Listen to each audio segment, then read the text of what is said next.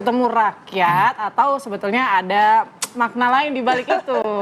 Iya, Pak Jokowi ini khas memang politisi yang populis. Jadi populisme itu selalu bagaimana menjaga, memaintain, merawat popularitasnya gitu ya. Yang senantiasa menyapa masyarakat dan sebagainya. Dan itu himpitannya dengan politik. Tarikannya politik. Nggak bisa terlepas ya? Iya, politik itu apa? Kepentingan. Orientasinya ada kepentingan berarti gitu ya. Ujung-ujungnya ke sana. Yang saya harapkan tuh jangan menggiring opini publik. Yeah. Contoh nih, ada akademisi yang menyampaikan kemarin di TV One, bilang bahwa dengan adanya banyak masyarakat yang datang ke rumah Pak Jokowi itu merupakan show of force. Ya kan? Harusnya nggak boleh. Peneliti BRIN itu, ya kan? Kan gini, perempuan loh. Iya, ya. Prof. Siti Zuro saya tahu. Jadi saya bingung juga kalau misalnya saya berpikirnya kalau hak politik Pak Jokowi itu dicabut, baru nggak boleh mereka dia menerima tamu dan lain sebagainya dalam hal ada kaitan politik. Tapi saya nggak ngelihat orang datang itu ada unsur politik, karena kan mereka datang cuma mau foto, cuma mau salaman gitu, dan itu tidak didesain gitu. Mereka datang bersilaturahim gitu. Nah, kenapa harus dikait-kaitkan dengan hal-hal yang berbau politik gitu? Kecuali Pak Jokowi melakukan itu dalam rangka show of force, beda gitu loh. Tapi saya nggak ngelihat itu, makanya saya bilang, kalau hak politiknya dicabut, baru dia nggak boleh melakukan hal-hal yang berbau politik, ya kan, politik praktis bang ya. Tapi kan ya masa orang silaturahmi nggak boleh gitu. Itu juga saya bingung. Padahal dia peneliti katanya ya. Ya saya bingung kenapa gitu, kenapa beliau bicara seperti itu. Malah itu justru kontraproduktif untuk beliau juga gitu ya. Masa seorang akademisi bicara begitu, kan tanpa itu juga fakta, tanpa data.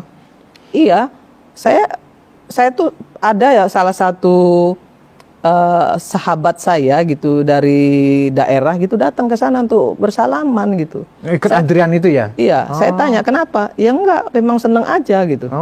Loh kalau begitu emang kita boleh menghalangi? Kan nggak boleh. Iya. Nah, kecuali misalnya Pak Jokowi berkampanye. Berkampanye gitu, itu nggak boleh untuk Gibran. Tapi kalau Pak Jokowi pergi ke desa-desa, misalnya kan ngobrol, apa nih masalah yang belum selesai, nanti beliau sampaikan kepada Pak Prabowo, kan itu justru membantu sebenarnya, membantu pemerintahan gitu. Toh kan Pak Jokowi udah selesai, nggak mungkin jadi apa-apa lagi dia nih. Jokowi ini nggak bakal jadi apa-apa lagi gitu loh ya. Sudah selesai. Kalau Kak Irma melihat itu kedatangan masyarakat ke Jalan Sumber itu organik atau benar dimobilisasi seperti tuduhan peneliti BRIN itu? Kalau menurut catatan Kak Irma gimana? Saya itu bertanya sama orang yang datang bahkan, gitu ya. Dia datang itu karena memang pengen ketemu, pengen ngobrol, gitu. Dulu waktu mau jadi presiden, mereka nggak bisa, ya. Mereka kagum, mereka percaya, mereka sayang. Waktu menjadi presiden nggak bisa ketemu. Nah sekarang lah mereka bisa melakukan itu, melampiaskan kangennya, kagumnya dan lain sebagainya. Menurut saya itu aja. Dan berapa sih yang hadir, dan emang di situ Pak Jokowi orasi kan enggak. Dia datang salaman foto pulang. Foto udah. Iya benar. Datang salaman foto pulang. Tidak ada satupun orasi, tidak ada satupun pembicaraan mengenai pemerintah. Ngobrol aja paling pemerintah, mengenai pemerintahan, jalannya pemerinah nggak ada diskusi-diskusi juga gitu. Terus yang kita khawatirin apa gitu? Berarti apa itu berarti? Itu hanya bentuk kebencian aja barangkali, ekspresi kebencian aja. Sehingga itu dituduh tidak ada yang namanya politik, nggak ada yang tidak direncanakan, semuanya by design. Seolah-olah tamu-tamu yang datang itu direncanakan semuanya oleh Pak Jokowi gitu. Pagar laut ya. Tim yang enggak, saya mau ngobrol sedikit. Pagar laut. Ya.